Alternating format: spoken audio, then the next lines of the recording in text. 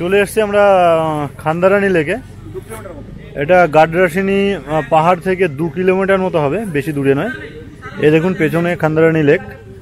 লেকের ভিউটা খুবই ভালো, আর লেকের পরিবেশটা দেখুন। এই দেখুন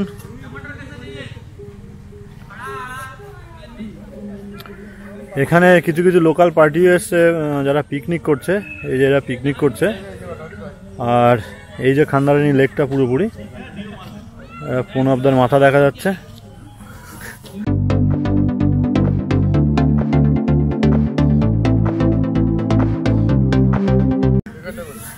আর এই হলো লেকটা। একদম চারিদিকে পাহাড়ে ঘেরা দুর্দান্ত জায়গা, মানে দারুণ জায়গা। ছোট্ট লেক হলেও সৌন্দর্যটা হচ্ছে যেহেতু শালের জঙ্গল চারিদিকটাতে ঘেরা, আর রয়েছে ছোট বড়। লেকটা খুব ছোট নয়, মোটামুটি ভালোই লাগছে।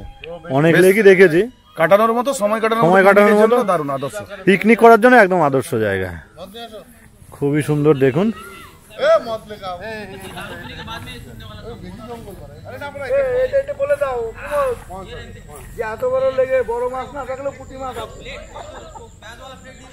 এ দেখুন চারিদিকে পাহাড় জঙ্গলে ঘেরা লেক, খান্দারানি লেক।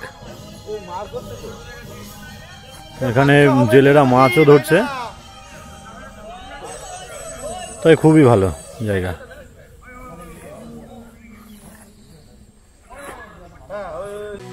আমায় ভাষাইলি রে, আমায় ডুবাইলি রে, অকুল দরিয়ার বুঝি কুল নাই রে।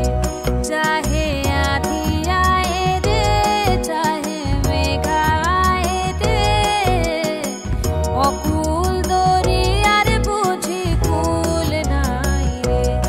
আমায় ভাষাইলি রে, আমায় ডুবাইলি রে, অকুল দরিয়ার বুঝি কুল নাই রে। বেলপাহাড়ির রানী বলা হয় এই খান্দারানি বা খাদারানি লেককে। কেউ কেউ আবার ভালোবেসে পশ্চিমবঙ্গের ডাল লেকও বলেন। তবে যে যাই বলুক, আমাদের বেশ ভালোই লেগেছে জায়গাটি। অলসভাবে কাটিয়ে দিলাম আধবেলা। ঝাড়গ্রাম স্টেশন থেকে এই লেকের দূরত্ব মোটামুটি 47 কিলোমিটার।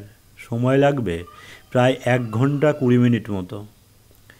আশেপাশে থাকবার জন্য বেশ কয়েকটি হোমস্টে আছে।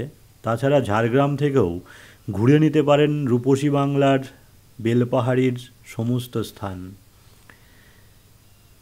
খাদারানি লেক থেকে এবার আমরা চললাম রূপসী বাংলার আরেকটি সুন্দরী জায়গা ঘাগড়ার উদ্দেশ্যে। তো বন্ধুরা সঙ্গে থাকুন আর দেখতে থাকুন, আশা করি ভালো লাগবে। আর আমার আজকের ভিডিওটি যদি ভালো লাগে লাইক, কমেন্ট, শেয়ার এবং সাবস্ক্রাইব করবেন। ভালো থাকবেন, সুস্থ থাকবেন। নমস্কার।